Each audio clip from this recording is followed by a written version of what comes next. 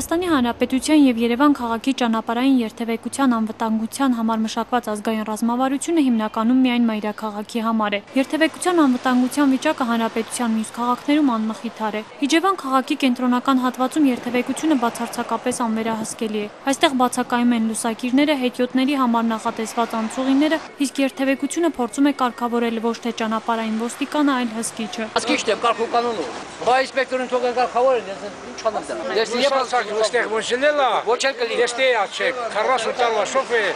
Իջևանը ես ուսարցակ ռուսականի խաչմերուկը մնեմ մի հատ դել։ Ոչ միտեղ գծած չի, ասենք, դա ինչ կապ ունի։ Մի որ դե ասի պետք է արդեն դու բան ես։ Իջևանցիներին սակայն իրավիճակն այնքան էլ չի մտահոգում։ Դա վերևից պետք է ասի, եկել ես դասել ես ինչ անում։ Քաղաքը ինչ կա որ ինչն է նորմալ, ոչ մի բան։ Նրանց մնում է երթևեկությունը կարգավորել սեփական ուժերով։ Սաղեր ուշադիր են, սաղեր մեկ մյուսից իջում են։